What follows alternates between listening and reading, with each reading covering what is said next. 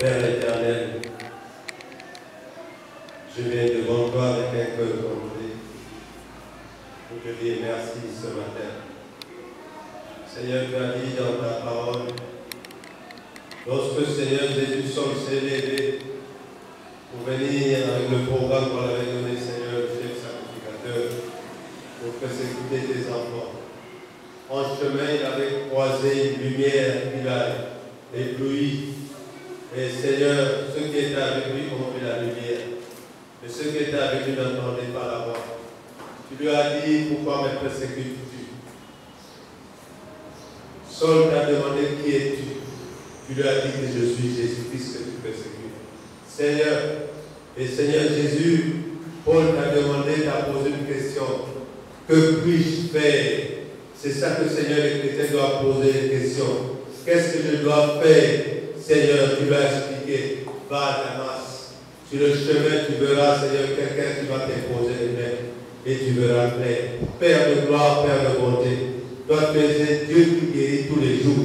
Tu es un Dieu qui agit tous les jours. Seigneur, nous sommes, Seigneur, des enfants, mais la gratitude est dans nous. Car, Seigneur, tu m'as dit dans ta parole que tous les temps, tous les moments, Seigneur, tu agis. À n'importe quel moment, si quelqu'un vient à toi, il t'incline, il demande pardon, tu agis. Père, nous sommes arrivés en ce lieu pour écouter ta parole. Cette parole qui vivifie, cette parole qui fait, Seigneur, que quelqu'un marche dans la voiture. Voilà pourquoi, comme encore, nous sommes ici. Parce que cette parole puisse, Seigneur Jésus, enlever les écailles de mon frère qui sont dans le cœur, enlever les écailles de ma soeur qui sont dans les oreilles, enlever les écailles, Seigneur, dans nos yeux, afin que nous puissions voir, nous puissions parler digne. Père de gloire, Père de bonté, tu es Dieu. Et tu as dit dans ta parole que tu n'as jamais menti. Père, c'est ce que tu as dit. Tu n'as jamais, il n'y avait pas une parole de mensonge qui sort de toi. Tout ce qui sort de ta bouche, tu ne peux que l'accomplir.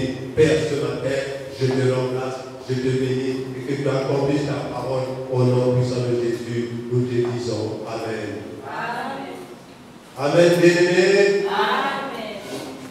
Oui, c'est le Seigneur qui dit dans sa parole, je ne violerai point mon alliance. Si tu comprends bien, l'alliance, c'est ce que Dieu a dit dans sa parole. Tu peux lire la Bible 20 fois. Il a dit que je ne mens point. Et tu verras pas une place où le Seigneur a menti. Même si nous prenons des exemples avec des apôtres et tout, non, Dieu ne ment point. Alléluia. Ce qu'il a dit dans sa parole, que si tu respectes les commandements et que tu les mets en pratique, quel que soit l'envoûtement, quelle que soit la malédiction, quel que soit ce qui est dans toi, au nom de famille, ceci, Dieu agira sa parole parce que c'est sorti dans ta bouche. Alléluia. Bien, aujourd'hui, ce matin, le Seigneur nous a demandé à donner un thème spécial. Comme j'ai dit, tout est spécial. Le vrai bonheur.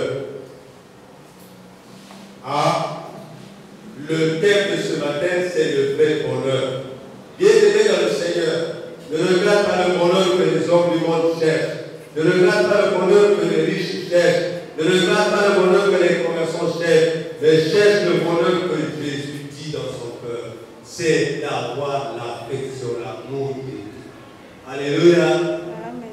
Le vrai bonheur, ce n'est pas avoir l'argent en banque. Le vrai bonheur, ce n'est pas avoir des millions. Mais le vrai bonheur se trouve dans notre cœur si nous respectons ce que Dieu nous dit. Alléluia. Amen. Je sais que dans ton cœur, tu vas dire le vrai bonheur, c'est l'argent. Alors, je vais dire quelque chose. Ceux qui ont beaucoup d'argent, quand ils meurent, on les enterre avec l'argent. Mais si tu as fait le bien, on t'enterre avec ton âme et avec la gloire. Oui ou non? Amen. La gloire de Dieu est plus que toute chose. Voilà, ce matin, je vais vous enseigner sur le vrai bonheur. Nous allons ouvrir notre Bible dans Matthieu chapitre 7, Matthieu chapitre 5 plutôt, à partir du verset 1 à 2. Matthieu chapitre 1 et chapitre 5, pardon, qu'est-ce qui passe? Chapitre 5, verset 1 à 2. Si tu n'as pas une Bible dans ton portable, tu peux avoir une Bible à la maison. Amen. La Bible est très importante, mon frère. Tout ce que tu as dans la vie, ça ne vaut rien. Mais ce que tu as la Bible, la connaissance de la Bible, ça vaut plus que ça. Alléluia. Je vais lire la parole de Dieu dans Matthieu chapitre 5, versets 1 à 2. Voyant la foule, Jésus monta sur la montagne. Et après qu'il se fut assis, ses disciples s'approchèrent de lui. Puis, ayant ouvert la bouche, il les enseignait et dit: Amen. Voilà, il nous explique le vrai bonheur. Matthieu chapitre 5, à partir de 3. C'est le vrai bonheur. Alléluia. Oui, il dit dans sa parole: heureux les pauvres en esprit, car le royaume des cieux est à eux. Quand tu lis, parfois tu ne peux pas comprendre. Mais écoute-moi, Dieu m'a révélé, m'a expliqué qu'est-ce qu'il faut dire aux enfants de Dieu. Le pauvre en esprit sont les personnes qui se courbent, qui se courbent intérieurement. C'est-à-dire, je vais t'expliquer, qui se soumettent totalement à Dieu pour puiser en lui la force. C'est-à-dire, l'homme ne peut rien faire sans lui-même. Quel que soit tu es fort, quels que soient tes muscles, quel que soit ce que tu as, mais tu as besoin de Christ. Même si tu vas affronter les épreuves, si tu es catcheur, tu es boxeur, tu es joueur, tu es pianiste, tu es quoi, mais tu as besoin de Jésus. Alléluia. Parce qu'il dit que tout ce qui est dans le monde, c'est gloire, c'est pour lui. Tout sous le ciel, c'est pour le Seigneur. Donc voilà, heureux les pauvres en esprit. Donc j'explique, les pauvres en esprit, ce sont les gens qui se soumettent intérieurement à Dieu. Et qui ont un cœur qui a envie d'écouter ce que Dieu dit et de pratiquer cet enseignement. C'est ça, heureux les pauvres en esprit. Ce n'est pas dans la richesse, mais Dieu se manifeste dans la pauvreté spirituelle. N'est-ce pas, je vais expliquer.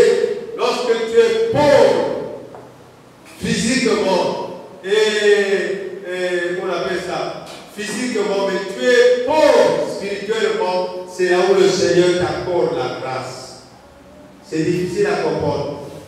Les pauvres en esprit, c'est ceux qui se soumettent, quel que soit, si vous venez chez lui ou quelqu'un chez lui, vous lui demandez quelque chose, il ne doit pas comprendre qu'est-ce qu'il va faire avec ça. Il doit soumettre pour te donner ce que tu as besoin. Alléluia. Ce n'est pas des justificatifs ou qu'est-ce qu'il va faire avec cet argent. Qu'est-ce qu'il va faire ici? Toutes ces questions, Dieu ne fait pas ça. Il veut des gens qui ont un cœur en esprit. Le cœur en esprit, celui qui a un cœur flexible, qui comprend la volonté de Dieu.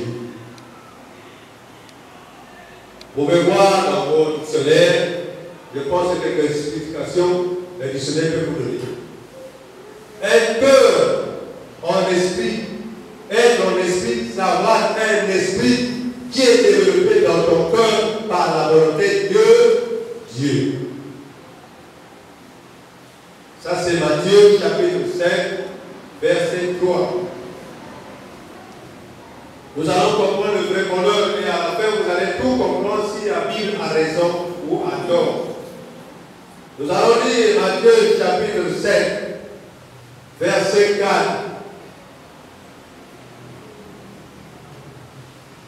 Matthieu chapitre 5, verset 4. Heureux les affligés, car ils seront consolés. Qu'est-ce qu'un affligé? Oui. Un affligé, c'est quelqu'un qui peine, qui a la pénalité, qui a les souffrances. Un affligé qui a les difficultés. Mais en Christ, il est éprouvé et il montre que la peine qu'elle a, ça est de Christ. Donc les difficultés là, il confie à Christ. Et voilà pourquoi il dit les épreuves chagrins qui sont dans toi, les épreuves, la haine, la peine attristée dans toi, ça vient du Seigneur. Mais tu ne peux pas compter ça dans ta chair. Tu dois compter tout ça dans l'esprit. C'est difficile de comprendre. Si tu n'es pas en esprit, tu ne dois pas comprendre ce que je te dis. C'est-à-dire, Dieu est esprit. Si tu veux l'entendre et l'écouter, tu dois te mettre en esprit. Alléluia.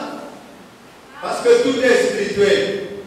Le physique y est. Mais si tu veux prendre la Bible et la vérité, tu dois te comporter en esprit. Parce que Dieu ne doit pas te parler dans la chair.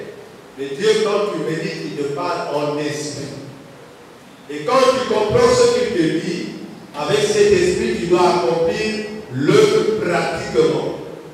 Je ne sais pas si le peuple de Dieu comprend. Parce que nous avons le français courant et le français du 8 secondes. Il n'y a pas une différence, mais c'est les mêmes explications. Donc, heureux les pauvres, plutôt, heureux les affligés. Les affligés, être affectés par quelque chose de pénible.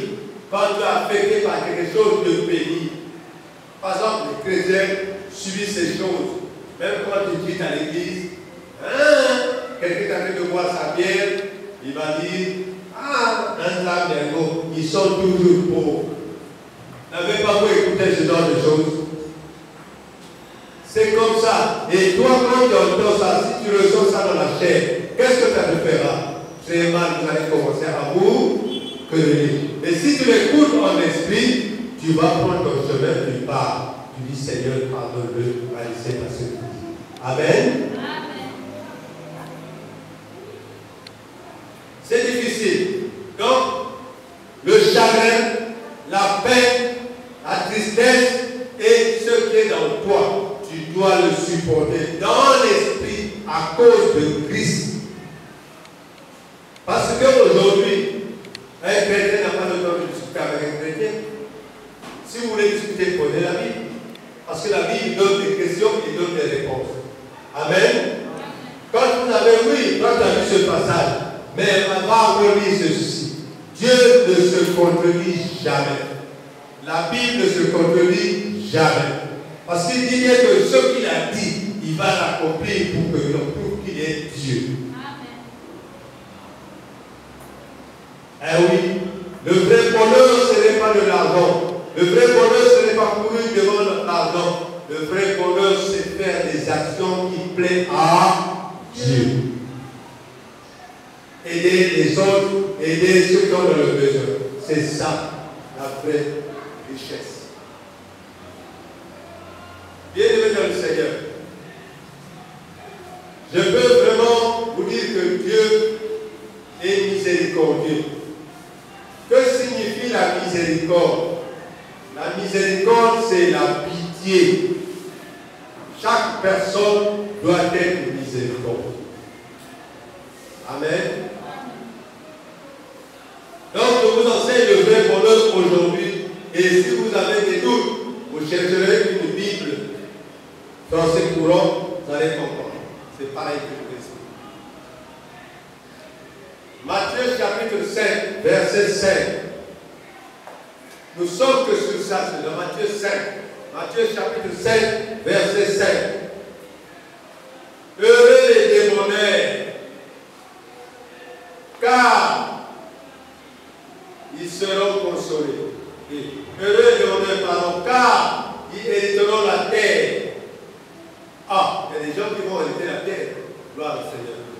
Qu'est-ce que le démoneur? Le démoneur, c'est ceux qui se caractérisent par une grande bonté. Est-ce que vous comprenez la bonté? Amen. Oui, en français, vous comprenez la bonté. En beaucoup aussi, la bonté, c'est la flexibilité dans quelque chose. On vient de demander un service, tu es facile à rendre ce service. Au lieu de monter et descendre de à gauche à droite, tu le rends dessus parce que l'autre est dans le besoin. Amen. Donc, comprenez ce que je dis. Avoir une tendance à se montrer favorable et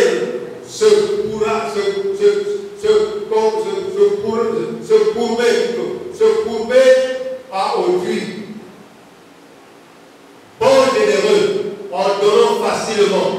C'est ça qui signifie l'explication de Matthieu 5, verset 5.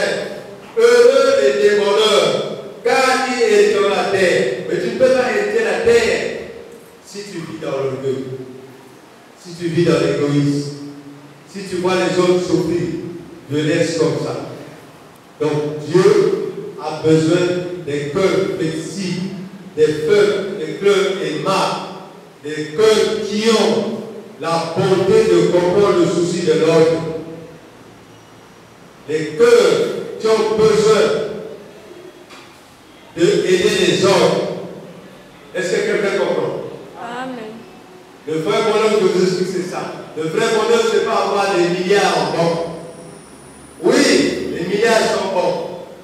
Mais une chose, parce que nous avons l'exemple du pauvre Lazare et un riche qui sont morts. Mais Dieu nous a dit que le riche est parti en enfer.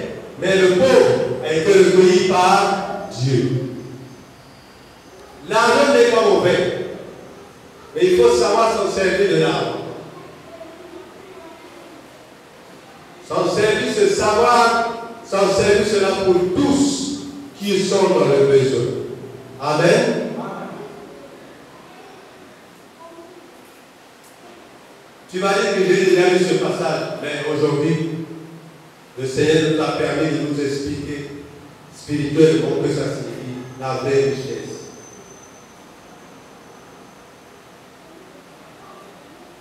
Je vais continuer bien aimé. Matthieu chapitre 5, verset 6.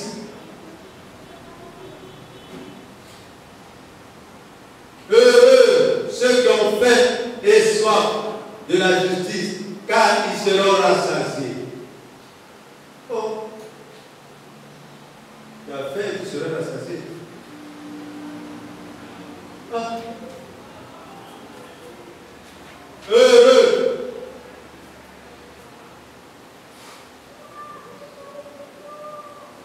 Ceux qui ont faim et soif de justice, car ils seront rassasiés. Qu'est-ce que la justice, bien-aimé? Avoir soif de la justice, c'est la vie de l'homme dans son rapport avec Dieu. Si tu es en rapport avec Dieu, tu dois faire ce qui plaît à ton prochain. La justice,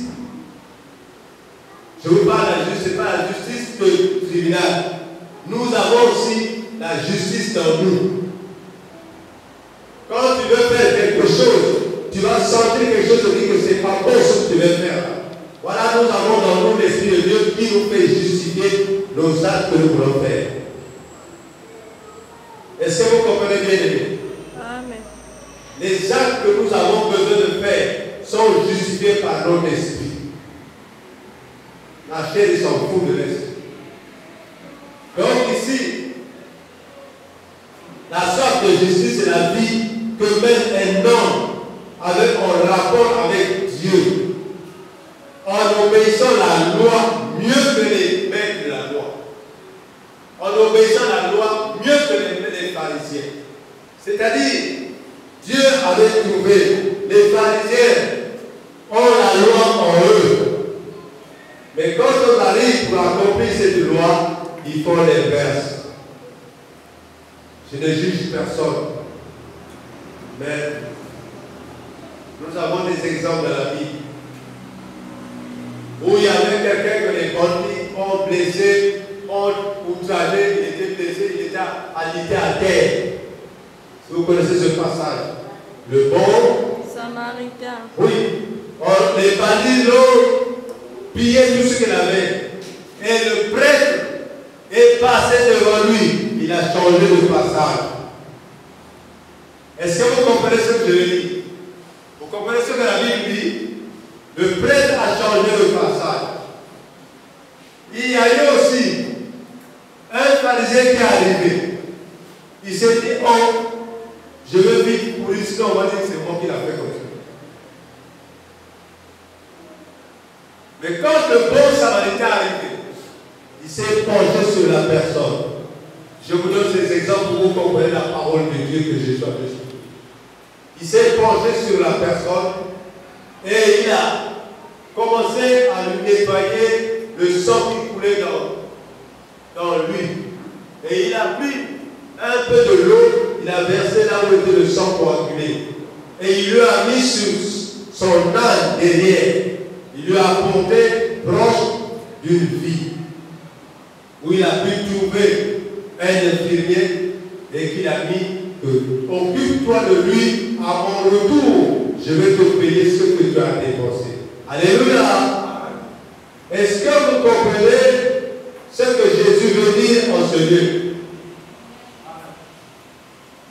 Voilà, parce que si vous voulez lire la Bible, comment on appelle ça? Avec le français littérature, vous n'allez pas comprendre. La Bible nous explique spirituellement.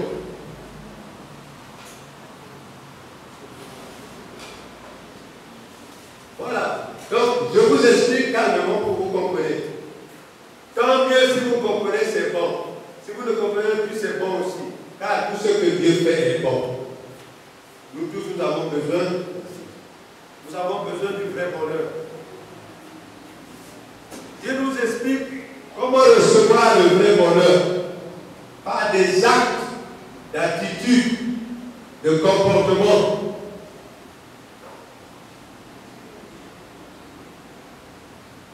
Si cela vous touche, c'est bon. Si cela vous fait du bien, c'est bon. Ce n'est pas avoir beaucoup d'argent et tu te dis que tu es riche. Dieu dit dans la Bible que plutôt tu es pauvre, dans l'Apocalypse, tu es pauvre et nu. La plupart des riches sont nus et pauvres. Alléluia. Mais nous, en voyant, ils sont riches. Parce que quand tu es nu, tu n'as pas la connaissance de la parole de Dieu.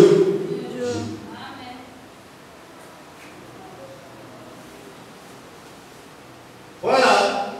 Avoir soif de la justice, c'est la vie de l'homme dans son rapport avec Dieu, dans son comportement, le rapport avec ton Dieu.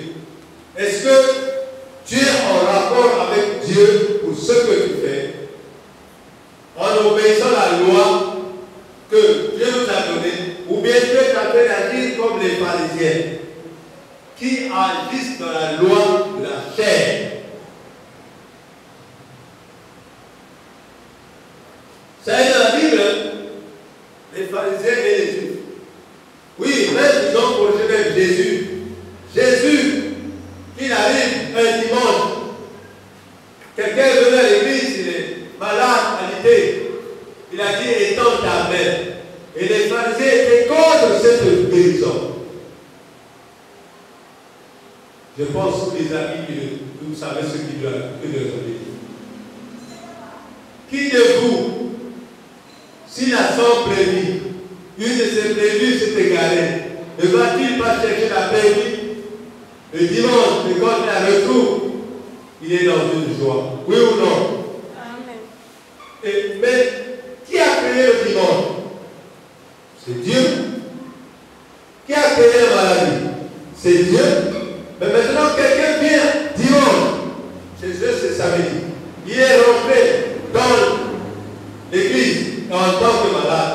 Le rôle de Jésus était venu pour faire quoi? Pour sauver tous ceux qui étaient dans les difficultés. Alléluia. Amen. Ceux qui avaient les cœurs brisés. Alléluia. Amen. Jésus n'est pas venu pour montrer les miracles, mais pour faire l'œuvre de son Père. Nous parlons ici du vrai bonheur. Si vous ne comprenez pas, vous allez relire encore. Matthieu chapitre 7, verset 7. Allez sur Matthieu. Heureux les démoleurs, les miséricordieux, car ils obtiendront miséricorde. Qu'est-ce que la miséricorde?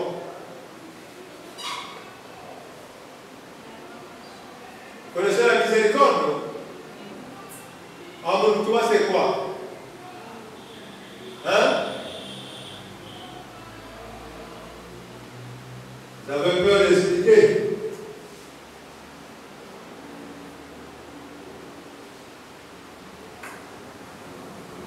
c'est ceux qui pardonnent, plein de miséricordieux, qui pardonnent généralement, qui est juste. Ils pardonnent généralement et ils sont justes. Ce n'est pas nous. Ce qui s'était passé l'année passée, ou dans 5 ans, on a encore ça dans notre cœur. Je vous explique bien aimé. Mirons-nous. Si tu as un don avec quelqu'un, un problème avec quelqu'un, tant que tu ne l'as pas pardonné, dès que tu meurs, il est dehors en enfer. Parce que ton cœur n'est pas libre, ton cœur est dans une chaîne. Alléluia. Amen. Il faut que tu meurs libéré de cela. Si tu as un problème avec quelqu'un, la haine avec quelqu'un, méfie-toi d'aller le voir régler ce problème. Car tu ne connais pas le jour où le Seigneur va t'appeler. C'est la miséricorde. Ceux qui pardonnent, qui sont miséricordieux, qui se mettent à la place de l'homme. Tout ça, c'est dans la vie de Jésus nous a enseigné. Ou quand quelqu'un arrivait à l'église, il a fait de prier. Il s'enorgueillit pour beaucoup de choses. C'était à deux. L'autre est arrivé. Il dit, il a même honte de regarder par le ciel parce qu'il est pécheur. Voyez, il a un cœur miséricordieux parce qu'il sait qu'aucun homme n'est parfait. Et quand je viens devant Dieu, je dois m'incliner pour savoir que je suis toujours pécheur. Il y en a beaucoup de frères et de sœurs qui ont honte de s'appuyer devant Dieu.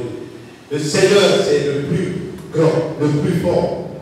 Même si tu as bien en millions en toi, tu dois te fléchir chez lui. Ce n'est pas écrit dans la Bible. Amen. C'est écrit, fléchis ton genou. C'est ça l'humiliation devant le Seigneur. Je m'enorgueillis même quand je suis en veste. Je dois me mettre à genoux. La veste, ça se lave pas. Le pantalon, ça se lave pas. Nous devons être humbles. Nous devons être miséricordieux. C'est ce qu'ici, ça c'est la vraie richesse. La vraie richesse, c'est ce que Dieu nous enseigne ici. La vraie richesse, ce n'est pas ce que tu as mis au banc. La vraie richesse, ce n'est pas ce que tu as fait des maisons. La vraie richesse, ce n'est pas ce que tu as beaucoup de voitures. La vraie richesse, c'est connaître la parole de Dieu et pratiquer cette parole. Est-ce que quelqu'un peut dire Amen? Amen. Je ne sais pas si vous comprenez ce que est-ce que l'enseignement est clair ou il est compliqué? La vraie richesse, ce n'est pas quand tu dis que moi, quand je vais travailler, tu ne vas pas travailler. Quand tu veux dire que quand j'aurai du travail, je dois m'occuper de mes frères, je dois m'occuper de ma mère, voilà la vraie richesse. Mais quand tu as du travail, je dis au moins si je dois faire ceci, avoir une voiture de fois qu'on me voit, cela ne se réalisera pas. Alléluia!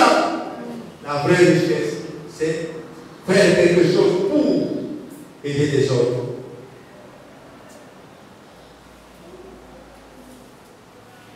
Je ne sais pas si ça touche quelqu'un ou je parle du mal de quelqu'un. Non. Je prêche la parole de Dieu. Parce que nous avons la Bible, nous le lisons. Et lorsqu'on ne comprend pas, il arrive un moment où le Seigneur nous explique. La vraie richesse, c'est celle-là. Avoir un cœur tendre, un cœur qui comprend les autres, un cœur qui ne veut pas se faire supérieur à lui-même.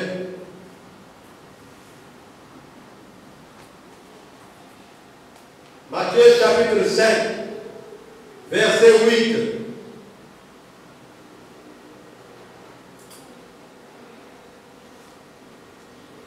Heureux ceux qui ont le cœur pur, car ils verront Dieu. Ah, ça, c'est grave. La pureté du cœur signifie être purifié par l'esprit. L'esprit et la parole. Mettre Dieu en premier lieu pour toutes choses, dans chaque pensée, dans chaque parole et dans chaque action. Avoir le pardon dans notre cœur sincèrement. Alléluia. Oui. vous lisez, ça vous dit rien, mais ça explique, si tu comprends bien. Heureux ceux qui ont le cœur pur, car ils verront Dieu. Si tu as un cœur dur, pose-toi la question. Il faut avoir un cœur flexible qui a besoin de rendre service aux gens. Là, c'est plus clair. Alléluia. Un cœur qui a l'habitude de pardonner. Ce n'est pas un cœur dur. Un cœur flexible. Un cœur qui se met à la place de l'autre, des souffrances de l'autre qu'il a. Tu dois prendre les mêmes souffrances. Alléluia. Ce n'est pas te réjouir que le frère est malade, mais ton mari veut me faire voir. Ton mari est malade, maintenant je veux faire ce que je veux. Ta femme malade, je me dis de faire ce que je veux. Oui. Un cœur pur, c'est celui qui se met à la place de celui qui souffre aussi. Alléluia. Excusez-moi si parfois tes paroles touchent quelqu'un, mais c'est le Saint-Esprit qui me guide. Alléluia. Parce que Dieu nous explique dans sa parole. Nous lisons pour relire. Allez relire encore dans vos vies. Vous allez comprendre que le pasteur avait raison. Il faut lire au moins 3 fois le même passage. Vous allez comprendre. Et tu vas dire, Seigneur, ouvre-moi les yeux. Ouvre-moi les oreilles.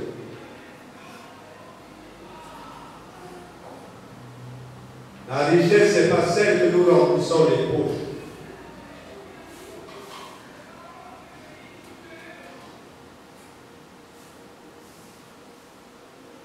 La richesse,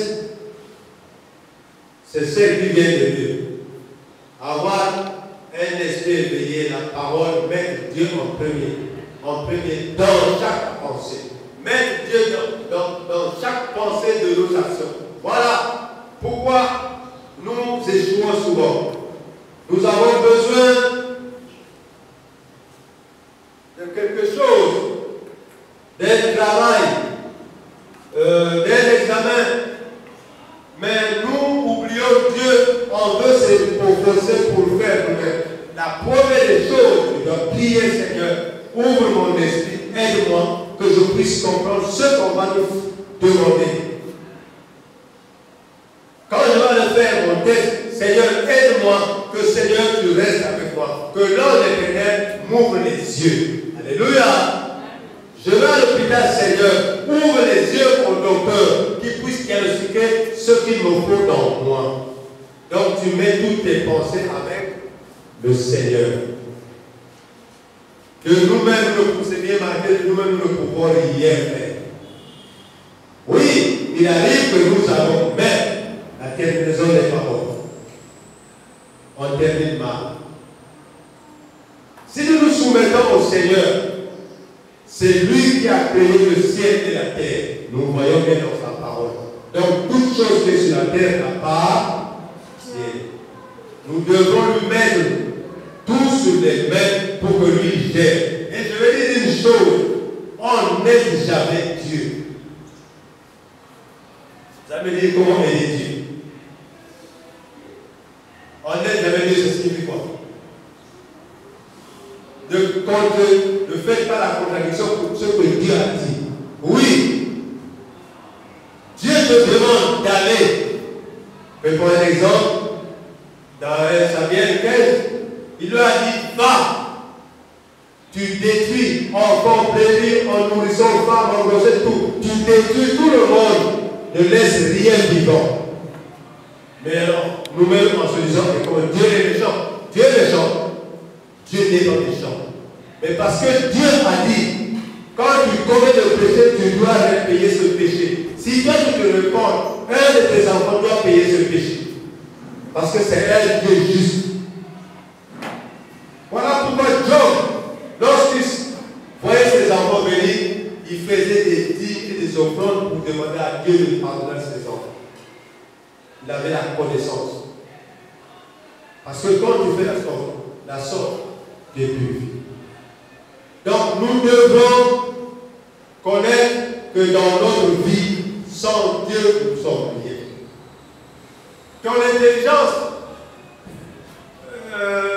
ce que tu as, l'ingénierie que tu as, ça vient de Dieu.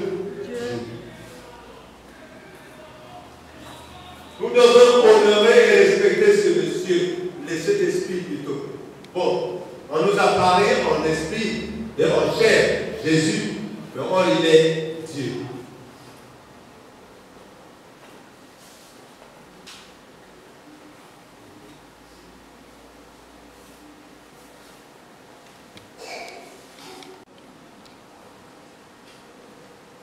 Heureux ceux qui procurent la paix, car ils seront appelés fils de Dieu.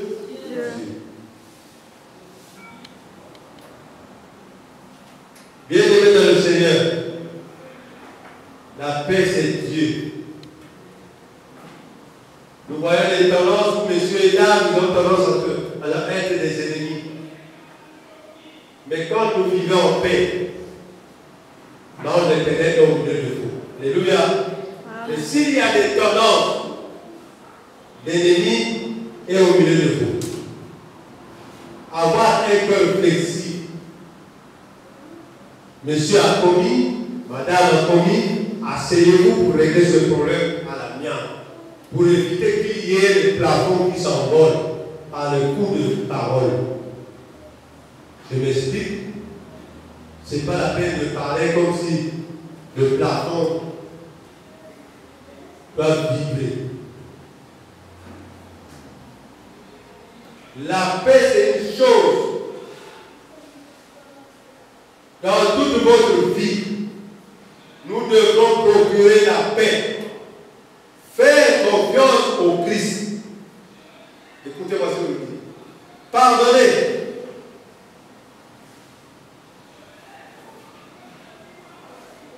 Chez vous, vous devez pardonner. Avec qui vous devez pardonner? Avec votre collègue, avec le frère, avec monsieur, avec le chef. Pardonnez. Faites attention à ce que vous n'avez pas le contrôle. Si vous n'avez pas le contrôle d'une situation, ne vous mêlez pas de cette situation. Amen. Amen. Il y a beaucoup de gens qui ont reçu un coup de pied, un coup de tête pour une affaire qui ne vous concerne pas. Je ne sais pas si vous avez déjà une situation. C'est-à-dire, il y a deux personnes qui se querellent la chair, mais toi, sans connaître le problème, tu viens pour séparer. Et l'autre qui était nerveux, comme tu viens pour séparer, tu ne connais pas si leur discussion est spirituelle ou c'est physique, ou c'est nocturne. Tu viens les séparer sans connaître l'affaire. Et parmi les deux, il y a un qui doit prendre une pierre, il te lance dans la tête. Cette pierre te fait blesser sa langue. Tu ne connais pas d'où venait cette discussion. C'est pour ça que le Seigneur nous explique de faire attention, faire la paix. La paix, ce n'est pas aller séparer. Dire, les bien-aimés, ce que vous êtes en train de faire, ce n'est pas bon. Regardez le public. Si vous prenez des pierres, vous lancez un de enfants, toucher les coups. Faites la paix. Mais en faisant la paix, il faut que vous leur parlez avec douceur. Mais n'allez pas chercher à séparer. Imaginez que vous êtes au milieu, vous avez séparé. Et l'autre a un bâton, l'autre a une machette. Maintenant, lui qui avait décidé à frapper la machette ou le bâton, toi tu es au milieu, ça va tomber sur qui?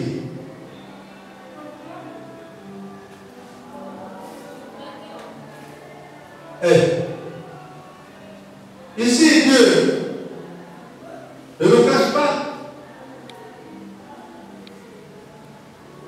Si vous n'avez pas le contrôle d'une chose, contentez-vous de ce qui est éternel. Ce qui est éternel, c'est ce que vous avez contrôlé. Ce qui est de Dieu, contentez-vous de ça.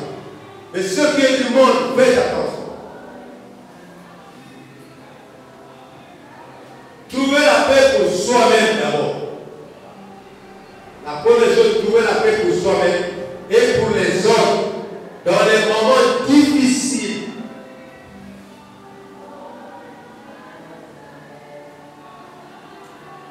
Si on a le temps de lire Jean chapitre 14, verset 27. Jean chapitre 14, verset 27.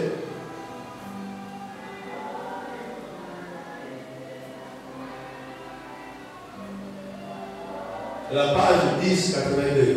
Jean chapitre 14, verset 27.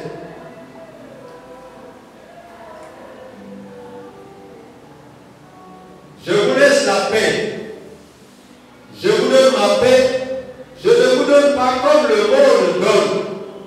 Que votre cœur ne se trouble point et ne s'alarme point. Amen. Amen. Donc la meilleure paix, c'est ce qui vient par la parole de Dieu en Christ. Souvent nous sentons mal à l'aise, on est pour le cœur, on se sent mal, bien fait. Prends la Bible, commence à mettre la Bible. Tu dis Seigneur, je ne me sens pas bien, je suis mal à l'aise, prends la Bible. Tu demandes à Dieu, Dieu va te guider le passage que tu vas lire et tu verras ton cœur va se calmer.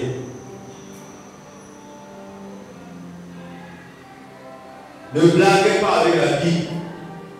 Si tu as quelque chose, débrouille-toi dans ta vie, cherche une Bible. Papa, nous tous on est passés par en payant une Bible, on marchait de Total. C'est cette Bible qui nous a transformés. Nous avons beaucoup de choses à payer, mais la Bible, c'est ta vie. La Bible, c'est une richesse spirituelle. Amen. Amen. Actuellement, il y a des portables qui sont venus des Bibles. Mais oui, mais nous pouvons dire que dans les portables, ce n'est pas seulement la Bible qui est là. Il y a autre chose. Donc, si vous voulez méditer, ce n'est pas dans le portable, c'est dans la Bible. Dans le livre comme ça, comme ça.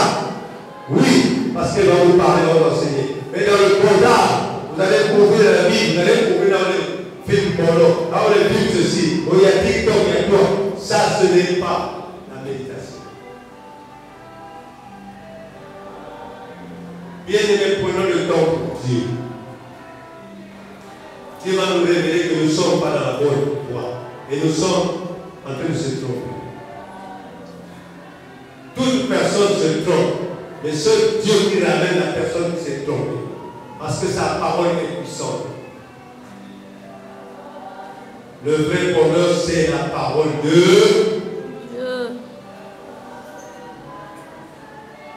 Tout ce que je vous dis dans la Bible ici, c'est la parole de Dieu. Matthieu chapitre 10, et 5, verset 5. Chapitre 5, verset 10, pardon. Nous sommes dans le chapitre 5. Chapitre 5, verset 10. Heureux ceux qui sont persécutés pour la justice, car le royaume de Dieu est à eux.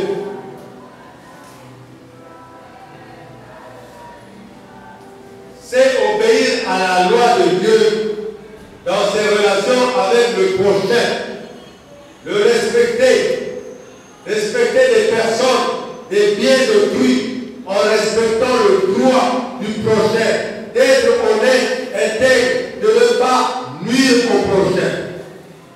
C'est ce que Dieu nous dit ici. Nous voyons, heureux ceux qui sont persécutés pour la justice, et le royaume des cieux est à eux. Pourquoi nous sommes persécutés? Parce que nous marchons selon la volonté de Dieu. Parce que nous faisons ce qui est bien. Et les hommes qui sont dans le monde trouvent que c'est mauvais.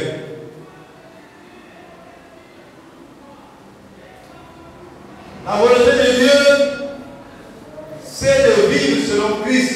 Vivre en respectant ton collègue qui est à côté. Je vais prendre un exemple. Nous sommes en vie. Tu loues dans la parcelle. Tu as une chaîne musicale. À 1h du matin, tu augmentes ta chaîne, tu écoutes la musique. Est-ce que tu es en train de respecter le prochain? Non. Mais Jésus a raison. Tu dois te faire respecter et respecter le prochain. Est-ce que cette musique que je suis en train de faire, le prochain aussi, ça me plaît? Diminue ta musique. Que toi tu écoutes. et que l'autre ne doit pas écouter. Je vous donne des exemples pour voir le prochain. Nous sommes dans une vie où chacun se comporte comme il veut s'il n'a pas la parole de Dieu dans soi. Je vous dis, le vrai bonheur, c'est ce que je vous dis ici. Le vrai bonheur, c'est respecter ton prochain. Savoir que ce que je vais faire, ça va nuire à l'autre. Et on nous parle de nuire. Donc, si vous montez là-dessus, vous faites plaisir aux autres. Les bars, même les bars, la police dit, diminuez les bars, mais les bars, ça peut travailler là-dedans. Mais il y a d'autres qui sont dérangés par leur bruit. Et comme nous sommes en ville, ça nous courage de dire de diminuer un peu.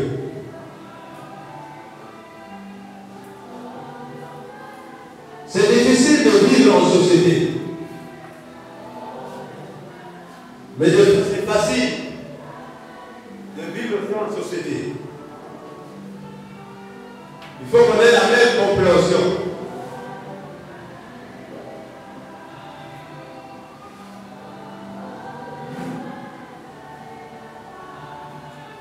Obéir à la loi de Dieu, c'est obéir à ce qu'il dit. Et même lui-même, il nous dit,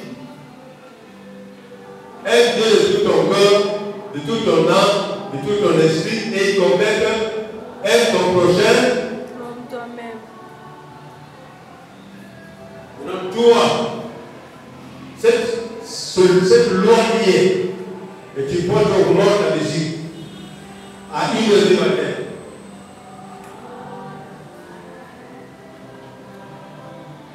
Attends de voir. Matthieu chapitre 11, verset 5, verset 11.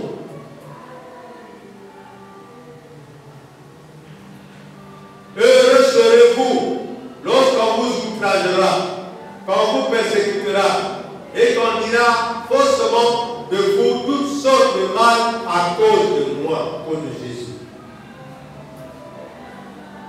Heureux ceux qui sont injuriés. On nous injurie pour Christ.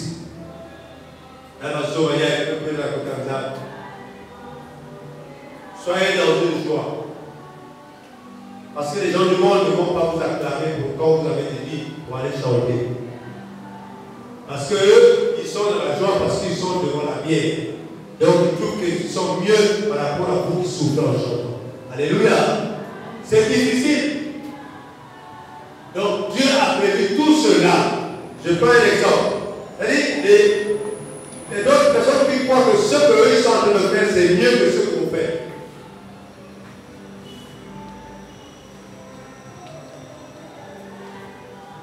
Heureux serez-vous lorsque on vous outragez. Outragez, il y a tout dedans. Les injures, les persécutions. On dit de toutes sortes de mal pour vous à cause de Jésus. Depuis qu'il a commencé à prier, il est toujours pauvre, il est toujours célibataire. Qu'est-ce qu'il a déjà eu? Amen. Mais est-ce qu'ils ont raison d'autres? Répondez-moi.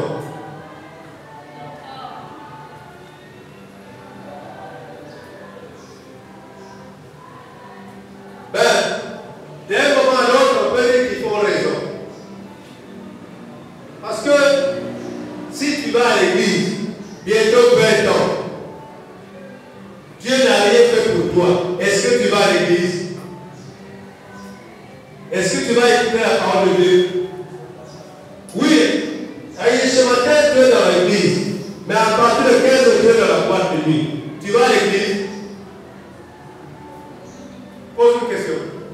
Donc, tu as le servir 2 mètres. Amen. Lequel tu vas suivre? Donc, Jésus a raison. Maintenant, pour ceux qui sont en Christ, on t'injurie, on te persécute parce que tu es en Christ. Ça, Dieu dit que le royaume des cieux sera à vous.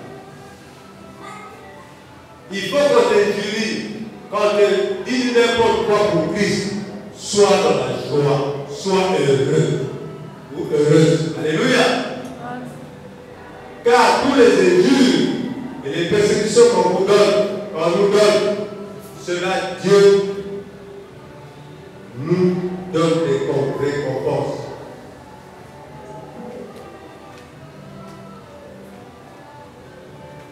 Soyez heureux, bien heureux, quand on vous aura injurié et persécuté, et quand on vous dira faussement des choses, toutes sortes de mal à cause de Jésus, réjouissez-vous. Réjouissez quoi? Soyez de la joie. Réjouissez-vous. C'est vrai que si Christ n'est pas dans vous, vous allez le regretter quand même. Surtout si tu as fait du bien avec quelqu'un. Et cette personne qui vient t'injurier, ça fait quand même mal. Et Dieu nous dit, soyez dans la joie. Réjouissez-vous. Bien-aimés, je vous ai prêché sur le vrai bonheur. Le vrai bonheur, ce n'est pas mettre Dieu à côté. Le vrai bonheur, quand tu marches avec Dieu, les puissants de quoi le monde, heureux ceux qui obéissent à Dieu. Heureux ceux qui craignent Dieu. Car quand il crie, le Seigneur dit, me voici. Alléluia. Donc tout cet enseignement, c'est pour nous dire que nous devons marcher avec Christ. Et si nous avons des situations, nous devons appeler quelqu'un que nous faisons confiance. Mais en faisant confiance à lui, il faut que nous aussi nous soyons confiants envers lui. Alléluia. Est-ce que Dieu écoute toutes les prières? Amen. Pour qu'on écoute ta prière, il faut que tu sois en communion avec Dieu. Être en communion comment? Tu dois le connaître. Tu peux pas regarder les enseignements de Jésus. Pourquoi la roue en dégoût? Non. Tu dois être en communion, en connaissant que dans ton cœur, que tu aies les paroles de Dieu dans ton cœur. Nous aussi, on nous a prêché pareil. On croyait que ce que nous sommes en train de faire, c'est bon. L'amour et tout, c'était bon pour nous. Mais quand j'ai écouté la parole de Dieu, bien aimé, c'est comme s'il y avait un marteau dans mon cœur. Comme s'il y avait quelque chose qui a brûlé dans mon cœur. Je me disais que j'étais bon. Quand je dis que j'étais sourd avec la cravate courte, oui, je suis en train de faire la vie. Et oui, mais je ne suis pas en train de faire la vie, la vie est en train de me faire. Alléluia. Je ne sais pas si vous comprenez ce texte. Il y a même j'ai félicité cette chanteuse-là qui dit que si on te dit, viens, on va aller à l'église, quand tu dis que je fais la vie, oh, c'est la vie qui te fait. Alléluia. Elle dira. Mais j'ai appris cette chanson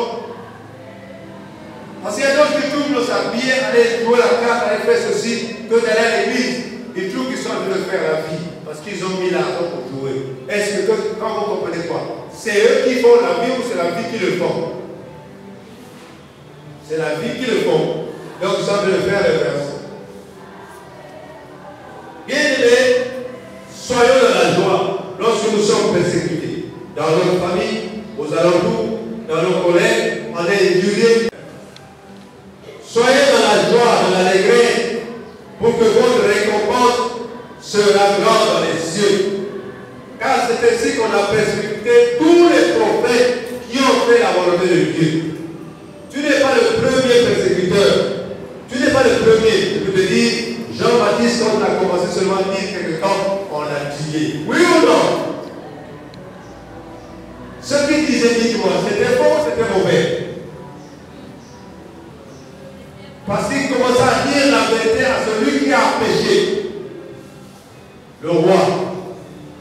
Il lui a dit que ce n'est pas normal chez toi d'aller prendre la femme de ton frère parce qu'il avait plus d'argent. C'est normal? Ce n'est pas la faute de la femme, mais l'homme avait l'argent, c'est lui. Et Jean-Baptiste a dit la vérité. Ce n'est pas normal. Et on a dit, on va te couper, on va te tu es en prison? Dis oui, parce que j'ai dit la vérité et que Dieu va les juger. Ça, c'est la vie. Donc, mon frère, ce que tu es en train de faire, quand tu viens à l'église, écoute la parole de Dieu. On fiche-toi de ce que les hommes disent. Occupe-toi de ce que Dieu dit. Mais une chose que je voulais demander, trouve un temps, parfois de lire la parole de Dieu. Amen. Je m'arrête par là que le Seigneur nous bénisse. Est-ce qu'on peut acclamer le Dieu du monde là?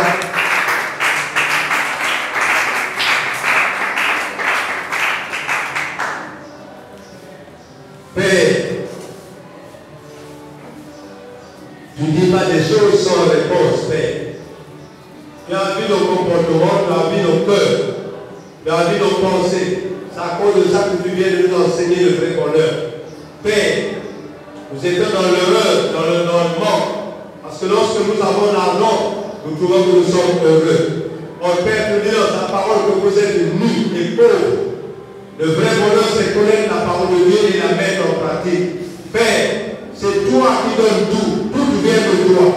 Tout ce que tu es sur la terre, c'est toi qui es créé.